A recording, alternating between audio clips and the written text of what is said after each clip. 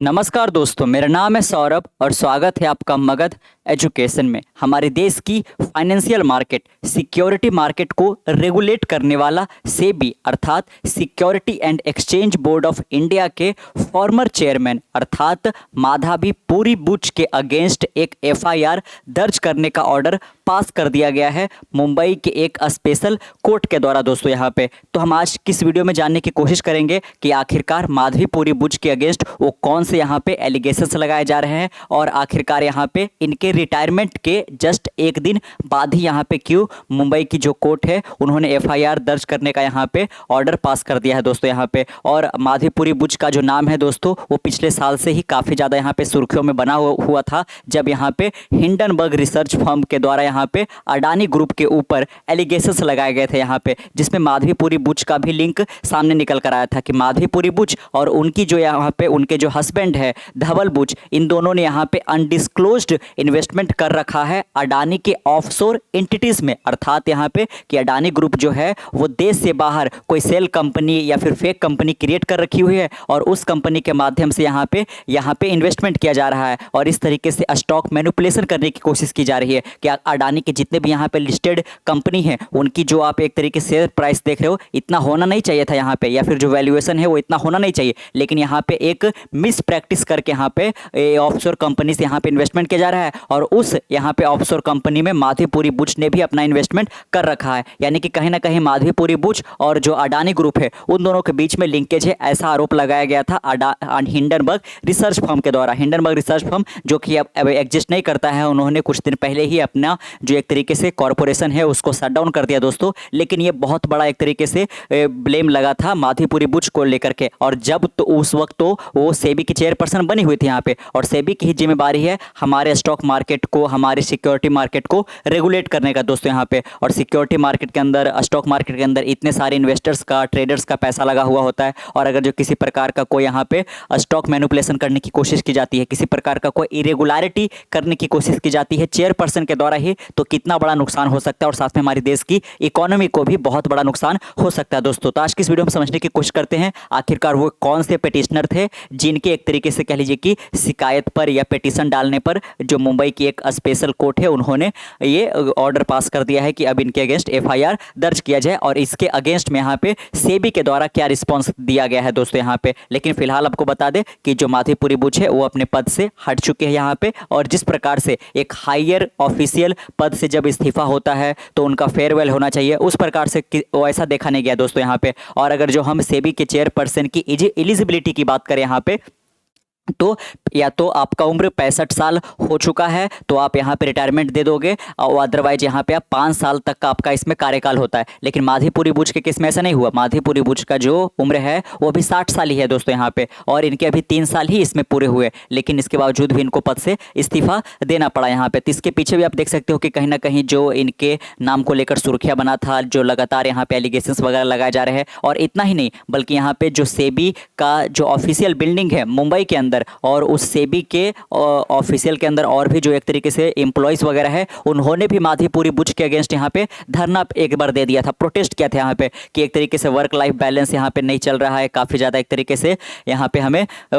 हरेस किया जा रहा है यहाँ पे माधवी पुरी बुच के द्वारा। तो इनके एम्प्लॉयज़ के द्वारा यहाँ पे, साथ में हिंडनबर्ग के द्वारा यहाँ पे तमाम मौक़ों पर इनके अगेंस्ट एलिगेशंस लगाए गए हैं, और इस बार तो मुंबई की कोर्ट ने ही एफआईआर दर्ज करने का ऑर्डर पास कर दिया है। बाकायदा आप यहाँ पे देख सकते हो Mumbai court order FIR against x SEBI chief. यहाँ पे एक्स क्यों बोला जा रहा है दोस्तों, क्योंकि अभी पद से अब हट चुके हैं यहाँ पे माधवी पुरी बुच एंड 5 अदर्स। तो वो और कौन 5 लोग हैं यहाँ पे जिनके अगेंस्ट ये किया गया है। लेकिन आपको बता दें कि इसमें जो पेटिशनर है वो मुंबई के ही एक लोकल जर्नलिस्ट है दोस्तों यहाँ पे। और तो देखते हैं यहाँ पे कि उन्होंने किस चीज़ को लेकर के यहाँ पे ये करने की कोशिश की है उन्होंने, है ना। देख सकते हो, special court in Mumbai on Saturday order the anti corruption bureau to register an FIR against former security and exchange board of India. आप देख सकते हो कि मुंबई की एक स्पेशल कोर्ट के द्वारा सैटरडे को ही यहाँ पे एंटी करप्शन ब्यूरो को एक एफआईआर रजिस्टर करने का ऑर्डर पास कर दिया गया था यहाँ पे सेबी के एक्स चेयरमैन के अगेंस्ट। यहाँ पे माधवी पुरी बुच और 5 और लोग यहाँ पे हैं जिनके ऊपर ये एलिगेशंस लगाए गए कि इनके द्वारा स्टॉक मार्केट फ्रॉड किया गया है और साथ में यहाँ पे रेगुलेटरी वायलेशंस किया गया है। एक ऐसी कंपनी को लिस्ट करा दिया गया था जिस कि कंपनी के द्वारा यहाँ पे जो स्टॉक मार्केट के रेगुलेशंस होते हैं, नॉर्म्स होते हैं, नियम कायदे कानून होते हैं, उसको फॉलो नहीं किया जा रहा था, उसको मीट नहीं किया जा रहा था। इसके बावजूद भी यहाँ पे उसको लिस्ट करा दिया गया और यहाँ पे एक तरीके से कह लीजिए कि है ना बैकडोर से यहाँ पे इनसाइडर ट्रेडिंग करने की कोशिश की गई, जिसमें बहुत सारे इन्वेस्टर का पैसा इसमें लूज हुआ है दोस्तों। यहाँ पे the order was passed by जज शशिकांत एकनाथ राव। आपको ध्यान रखना है कि जिस स्पेशल कोर्ट के द्वारा यहाँ पे ऑर्डर पास किया गया था एंटी करप्शन ब्यूरो को एफआईआर यहाँ पर रजिस्टर करने के लिए, वो जज कौन से दोस्तों यहाँ पे जिनके द्वारा ऑर्डर पास किया गया, जज Shashikant Eknath Rao on a petition by a local journalist who sought an investigation into the alleged offences committed by Buch and others, यानी कि बुच के अलावा और भी 5 लोग यहाँ पे involving large scale financial fraud. आप देख सकते हो कि एलिगेशंस क्या लगाया गया कि लार्ज स्केल पे फाइनेंशियल फ्रॉड किया गया है स्टॉक मार्केट से, यहाँ पे रेगुलेटरी वायलेशंस किए गए हैं, जो स्टॉक मार्केट के यहाँ पे नॉर्म्स होते हैं उसको मीट नहीं किया गया है और साथ में एक बड़े स्केल पर करप्शन किया गया यहाँ पे। There is a prima facie evidence of regulatory lapses and collusion. आप देख सकते हो उनके द्वारा बोला गया है कि प्राइमा फेसिया एविडेंस जो है वो एग्जिस्ट करता है, रेगुलेटरी लैप्सेस हुए हैं और साथ में कॉल्यूशन भी देखा गया है,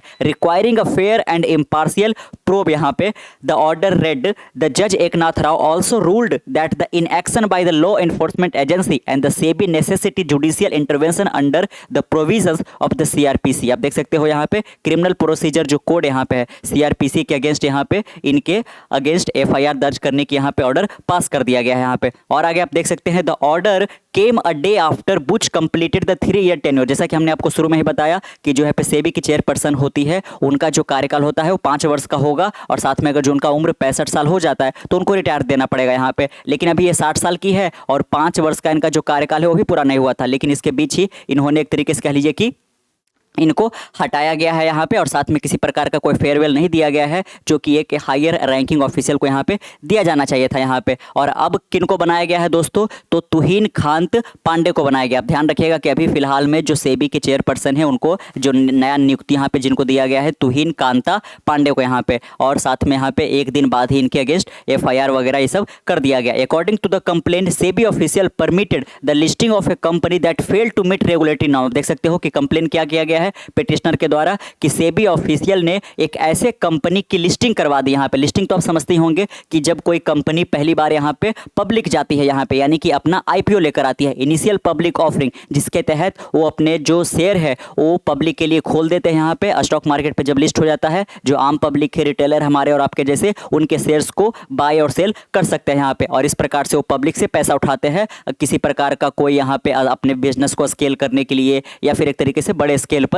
बिजनेस को लेके जाने के लिए यहाँ पे, है ना। तो आप देख सकते हो कि सेबी ऑफिशियल ने यहाँ पे एक ऐसे कंपनी की लिस्टिंग करवा दी जिस कंपनी के द्वारा स्टॉक मार्केट के जो रेगुलेटरी नॉर्म्स होते हैं उसको मीट नहीं किया जा रहा था, इसके बावजूद भी लिस्टिंग करवा दिया गया यहाँ पे, लीडिंग टू मार्केट मैनिपुलेशन। इसके बाद क्या हुआ, मार्केट मैनिपुलेशन देखने को मिला और कई सारे इन्वेस्टर का लॉस हो गया दोस्तों। It also alleged collision between SEBI and corporate entity. आप देख सकते हो कि सेबी के जो चेयरपर्सन है, इनके जो मेंबर है और साथ में यहाँ पे इस कंपनी के जो एक तरीके से कह लीजिए कि एमडी सीईओ वगैरह है, इनके साथ साठगांठ हो रखा था और इनसाइडर ट्रेडिंग यहाँ पे एक बड़े स्केल पर किया गया है। और साथ में जो पब्लिक का फंड है यहाँ पे, है ना, जो हमारे और आपके जैसे लोगों ने इनके शेयर खरीदे होंगे, यहाँ पे इसकी साइफनिंग की गई है, यानी कि पैसे को डाइवर्ट कर दिया गया यहाँ पे है दूसरे अपने प्रॉफिट के लिए। Despite approaching the police station and regulatory body concerned on multiple occasion no action has been taken by them the complaint said. आप देख सकते हो कि जिन्होंने कंप्लेन किया है उनका क्या कहना है कि हमने कई बार इनके अगेंस्ट यहाँ पे पुलिस स्टेशन में कंप्लेन कराने की कोशिश की, रेगुलेटरी बॉडी के पास हम गए, लेकिन किसी प्रकार का कोई भी एक्शन यहाँ पे अब तक नहीं लिया गया था। इसीलिए हमने मुंबई के एक स्पेशल कोर्ट का रुख किया और अब जाकर यहाँ पे मुंबई की स्पेशल कोर्ट मान गई है और उन्होंने एक तरीके से कहिए कि एफआईआर रजिस्टर करने के लिए एंटी करप्शन ब्यूरो को यहाँ पे बोल दिया है दोस्तों। यहाँ पे allegation by the Hindenburg research, जैसा कि हमने बात किया यहाँ पे कि माधवीपुरी बुच जब ये चेयरपर्सन थी यहाँ पे और साथ में इनके जो हस्बैंड है धवल बुच के ऊपर यहाँ पे अनडिस्क्लोज इन्वेस्टमेंट किया गया था अडानी ग्रुप के एक ऑफशोर एंटिटीज के ऊपर, ऐसा एलिगेशन यहाँ पे लगाया था, जिसको लेकर बहुत ज़्यादा बवाल यहाँ पे हुआ। पूरा एक तरीके से पार्लियामेंट की गलियारे तक यहाँ पे कांग्रेस पार्टी ने भी बीजेपी को घेरी यहाँ पे कि जिस प्रकार से आपका रिलेशन है अडानी ग्रुप के साथ यहाँ पे, और अडानी ग्रुप के साथ कौन मिली हुई है, तो स्टॉक मार्केट की यहाँ पे जो रेगुलेटरी बॉडी है सेबी की चेयरपर्सन मिली हुई है। तो आखिरकार कोई कौन भी यहाँ पे अडानी ग्रुप क्या कर रहा है, स्टॉक मैनिपुलेशन कर रहा है, रेगुलेटरी नॉर्म्स को पालन नहीं कर पा रहा है, इसको कैच कौन करेगा दोस्तों, इसको वॉच कौन करेगा अगर जो सेबी की चेयरपर्सन ही यहाँ पे मिली हुई है। तो कैसा लगा आपको आज वीडियो, नीचे कमेंट बॉक्स में जरूर बताइएगा यहाँ पे। और साथ में अगर जो आप ये देख पा रहे होंगे कि स्टॉक मार्केट लगातार यहाँ पे ब्लड बाथ मचा रखा है दोस्तों, यहाँ पे लगातार गोते लगाया जा रहा है, तो इसका भी कहीं ना कहीं लिंकेज ये माधवीपुरी बुश के एक्शन से थोड़ा बहुत यहाँ पे मिलता जुलता ही यहाँ पे कि माधवीपुरी बुश का जिस प्रकार से कंट्रोवर्शियल टेन्योर रहा और यहाँ पे जब वो हटी है तो इस वक्त यहाँ पे जो अगर जो हकीकत है कि फ्रॉड वगैरह एलिगेशन हुए हैं तो उसका कहीं ना कहीं रिफ्लेक्शन जरूर एक तरीके से स्टॉक मार्केट के ऊपर दिख रहा है यहाँ पे कि सारी लिस्टेड कंपनी एक तरीके से कह लीजिए कि यहाँ पे काफ़ी ज़्यादा भी डाउन गई हुई है। यहाँ पे जो स्टॉक मार्केट है लगातार यहाँ पे एक के बाद एक रिकॉर्ड तोड़े जा रहा है निचले स्तर का यहाँ पे, और कई सारे इन्वेस्टर का काफ़ी ज़्यादा यहाँ पे नुकसान भी हुआ यहाँ पे लाखों करोड़ों का यहाँ पे। तो हम देखेंगे यहाँ पे कि क्या या एक तो यह है कि अमेरिका के द्वारा जिस प्रकार से टैरिफ वगैरह लगाया जा रहा है, जिस प्रकार से यहाँ पे ट्रंप का टेंट्रम देखने को मिल रहा है, उसका तो रिफ्लेक्शन एक है ही कि स्टॉक मार्केट जिस प्रकार से बिहेव कर रहा है यहाँ पे, लेकिन साथ में यहाँ पे हमारी सेबी के चेयरपर्सन का भी एक्शन कहीं ना कहीं ये जो आज गोते लगाता हुआ हमारा स्टॉक मार्केट नजर आ रहा है उसके पीछे जिम्मेवार हो सकता है। आपका ऐसा क्या ख्याल है नीचे कमेंट बॉक्स में जरूर बताइएगा। मिलते हैं कल एक नई वीडियो के साथ, तब तक के लिए keep learning keep growing. This is Saurabh signing off next one. Bye bye.